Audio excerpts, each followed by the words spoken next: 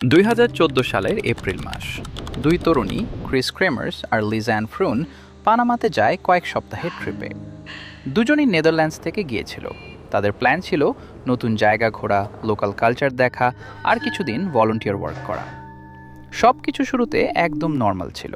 তারা ফ্যামিলির সঙ্গে নিয়মিত কন্ট্যাক্ট করছিল, ছবি তুলছিল, সোশ্যাল মিডিয়াতেও অ্যাক্টিভ ছিল।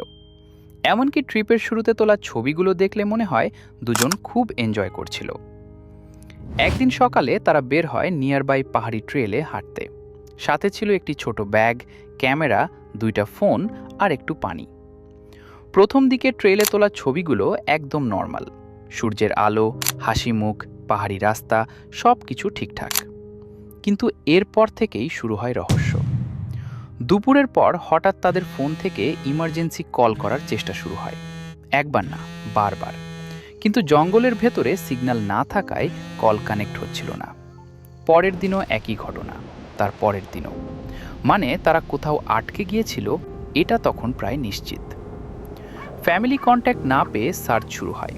লোকাল পুলিশ, ভলান্টিয়ার্স, ডগস, অনেক মানুষ খুঁজতে থাকে। কিন্তু দিনের পর দিন কেটে যায়, কোনো ট্রেস পাওয়া যায় না। সবচেয়ে ভয়ঙ্কর অংশ আসে কয়েক সপ্তাহ পরে। এক লোকাল উমেন নদীর ধারে একটি ব্যাকপ্যাক খুঁজে পায়। ব্যাগের ভিতরে ছিল 2টি ফোন, ক্যামেরা, সানগ্লাসেস, ক্যাশ, সব সারপ্রাইজিংলি ক্লিন কন্ডিশনে, যেন কেউ খুব কেয়ারফুলি রেখে গেছে। তারপর ক্যামেরা চেক করা হয়। সেখানে শত শত ছবি পাওয়া যায়। প্রথম দিকের ছবি নর্মাল, কিন্তু শেষের দিকের ছবি দেখে ইনভেস্টিগেটরস শক হয়ে যায়। কারণ গভীর রাতে একটার পর একটা ছবি তোলা হয়েছিল। চারপাশ অন্ধকার, কোনো ক্লিয়ার মানুষ নেই। কখনো শুধু গাছ, কখনো পাথর, কখনো আকাশ। একটি ছবিতে প্লাস্টিক ব্যাগ আর ব্রাঞ্চ দেখা যায়। আরেকটিতে মনে হয় কারো চুলের খুব কাছ থেকে ছবি তোলা। সব মিলিয়ে 90টিরও বেশি রাতের ছবি।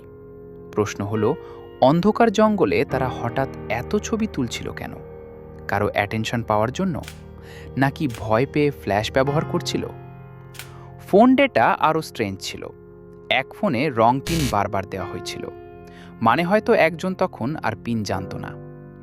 ধীরে ধীরে ধারণা হয় সম্ভবত একজন তখন বেঁচে ছিল আর অন্যজন ছিল না।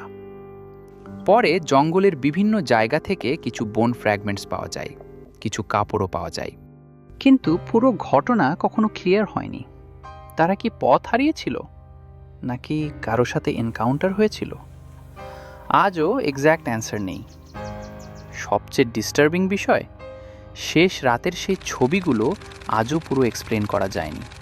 আর সেই কারণেই এই কেস আজও ইন্টারনেটের সবচেয়ে আনসেটলিং মিস্ট্রিগুলোর একটি।